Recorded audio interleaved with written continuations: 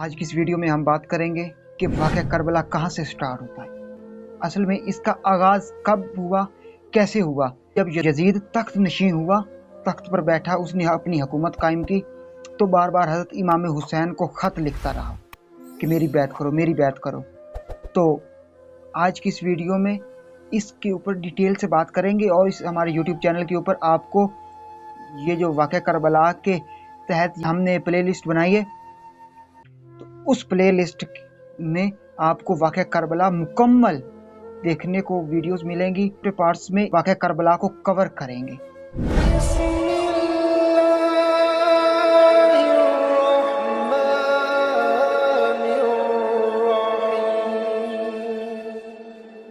بسم اللہ الرحمن الرحیم۔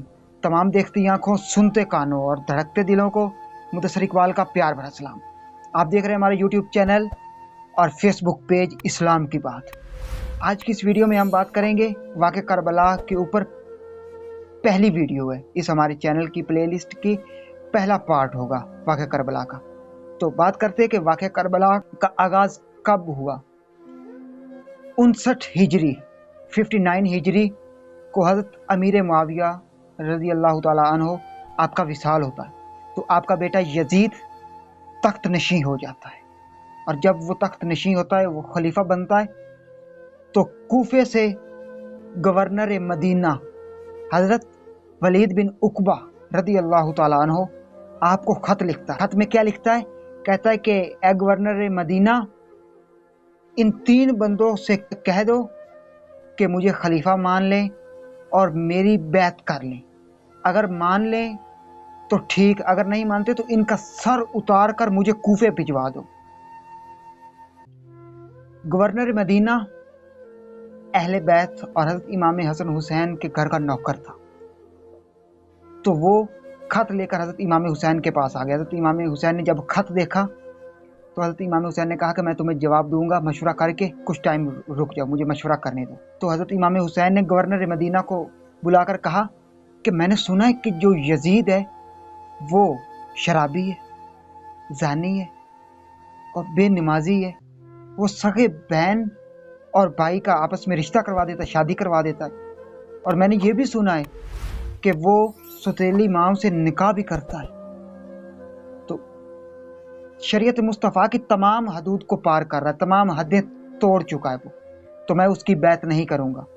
یزید بار بار گورنر مدینہ حضرت ولید بن عقبہ کو خط لکھتا رہا بار بار کہ یہ جو 3 بندے ہیں ان کی بیعت مجھے لے کر دے دو، یہ مجھے قبول کر لیں، بیعت میری کر لیں، مجھے خلیفہ تسلیم کر لیں۔ اگر کرتے ہیں تو ٹھیک، اگر نہیں کرتے تو ان کا سر قلم کر کے مجھے کوفے بھجوا۔ یزید بار بار یہ خط لکھتا ہے، اور گورنر مدینہ بار بار حضرت امام حسین رضی اللہ تعالیٰ عنہ آپ کی بارگاہ میں پیش کرتے ہیں اور کہتے ہیں کہ حضور آپ فرما دیجیے، آپ بتائیے کیا چاہتے ہیں، جیسے آپ کہیں گے میں ویسے کرنے کے لیے تیار ہوں۔ گورنر مدینہ حضرت امام حسین رضی اللہ تعالیٰ عنہ سے کہہ رہا ہے۔ تو وہ 3 بندے کون ہیں جن کے بارے میں یزید بار بار خط لکھ رہا ہے؟ نمبر 1 پر حسین بن علی رضی اللہ تعالیٰ عنہ، نمبر 2 حضرت عبداللہ بن زبیر رضی اللہ تعالیٰ عنہ، اور نمبر 3 پر حضرت عبداللہ بن عمر رضی اللہ تعالیٰ عنہ۔ یہ یزید کہتا ہے کہ اگر یہ 3 بندے مجھے تسلیم کرتے ہیں، خلیفہ مانتے ہیں تو ٹھیک ہے، اگر نہیں مانتے تو ان کا سر قلم کر کے اے گورنر مدینہ مجھے کوفے بھجوا دو۔ اچھا، تو جب یزید کو یہ معلوم ہوا کہ وہ میری بات نہیں مان رہے، مدینہ والے میری بات نہیں مان رہے، تو اس نے پھر خط لکھا کہ اگر آپ مجھے تسلیم کرتے تو ٹھیک، نہیں تو میں مدینے کے اوپر حملہ کر دوں گا۔ تو پھر حضرت امام حسین رضی اللہ تعالیٰ عنہ آپ فرماتے ہیں کہ میری وجہ سے مدینے کے اوپر اگر حملہ ہوا نا تو وہ بات ٹھیک نہیں ہے۔ اگر میری وجہ سے مدینے کے اوپر حملہ ہوتا ہے تو یہ بات درست نہیں ہے، میں چلا جاتا ہوں، کوفے چلا جاتا ہوں۔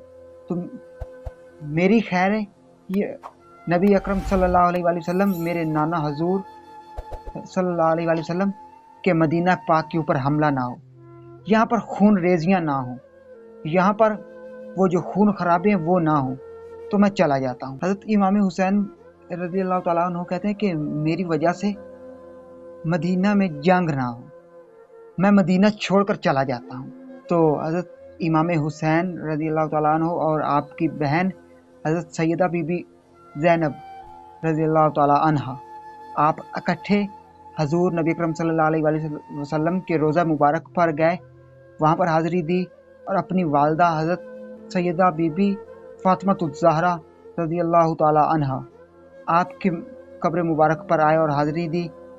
और जब घर वापस आए तो मदीने में फजर की अजानें हो रही थी। अच्छा, तो जब घर आते हैं तो फजर की अजानें, और तमाम अहले बैत को हुक्म जारी करवा दिया जाता है कि अपने सामान इकट्ठा करो, हम मक्के की तरफ कूच करने वाले हैं, हम मक्का जा रहे हैं। तो तमाम अहले बैत को हुक्म मिल गया और हज़रत इमाम हुसैन रज़ी अल्लाह ताला अन्हु और सैयदा बीबी ज़ैनब रज़ी अल्लाह ताला अन्हा, आप और जितने भी उनकी अहले बैत के अफराद सारे सामान इकट्ठा करके मदीना छोड़कर निकलने लगे ना, तो जब अपने हुजरों को ताले लगा रहे थे और मदीना छोड़ने लगे, मदीने की गलियों में गए, तो मदीने वाले मदीने से बाहर जा रहे हैं, मदीने के असल मालिक मदीने से बाहर जा रहे हैं, और दूसरे जो मदीने वाले थे मुसलमान सहाबा, वो फजर की नमाज अदा करने के लिए मस्जिद में आ रहे हैं। तो जब उन्होंने देखा कि ये मदीने वाले तो मदीना छोड़कर जा रहे हैं, तो उन्होंने बहुत मिन्नतें की, रोका कि हजूर मत जाइए, कदमों में गिर गए। जो बीबियां थी उन्होंने हज़रत सैयदा बीबी ज़ैनब रज़ी अल्लाह ताला अन्हा आपके कदम मुबारक पकड़ लिए, और जो मर्द थे उन्होंने हज़रत इमाम हुसैन रज़ी अल्लाह ताला अन्हु आपके कदम मुबारक पकड़ लिए और रोकते रहे कि मत जाओ छोड़कर। तो हज़रत इमाम हुसैन ने फरमाया कि अगर मैं यहाँ पर रहता हूँ तो मदीना मुनव्वरा में जंग होगी, जंग छिड़ जाएगी, खून रेजियाँ होंगी, तो लोग कहेंगे कि देखो नबी की आल की वजह से मदीना में जंग हो गई, तो मुझे मदीना छोड़कर जाना पड़ेगा। हज़रत इमाम हुसैन और इनका सारा काफिला मदीना से मक्का आ जाता है। अच्छा, जब मक्के पहुंचते हैं तो हज के दिन होते हैं, तो मक्के वाले देखते हैं कि हज़रत इमाम हुसैन और आपके तमाम फैमिलीज के लोग जो है ना वो हज करने आए हैं। अच्छा, तो मक्के वाले समझते रहे कि हज़रत इमाम हुसैन रज़ी अल्लाह ताला अन्हु आप हज करने आए। आपने अपनी हयात मुबारका में 25 हज किए, 25 बार मक्का मुकरमा गए। तो हर दफ़ा जब जाते कुर्बानी के जानवर मदीना मुनव्वरा से मक्का लेकर जाते अपने साथ।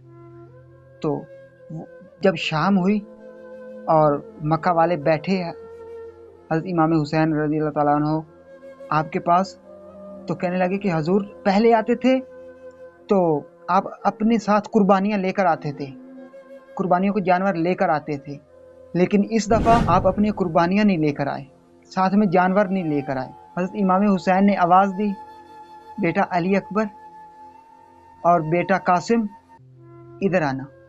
अच्छा, जब दोनों शहजादे सामने आ गए तो उनकी तरफ देखकर कहते हैं कि नहीं, मैं कुर्बानियाँ साथ लेकर आया हूँ। मक्का वालों को बताया कि मैं करबला जा रहा हूँ, इस तरह यजीद बार बार ख़त लिख रहा है और कहता है कि मैं मदीने के ऊपर हमला कर दूँगा और हम जा रहे हैं, कूफे जा रहे हैं। तो हज़रत इमाम हुसैन रज़ी अल्लाह ताला अन्हु आप मक्के वालों को कहते हैं कि कूफे वाले बार बार मुझे ख़त लिख रहे हैं कि हम यजीद को खलीफा नहीं मानते, आप कूफे आ जाइए, हम सब आपको वोट देंगे और आपको खलीफा मुकर्रर करेंगे, आपको खलीफा बनाएंगे, तो मैं इसलिए कूफे जा रहा हूँ।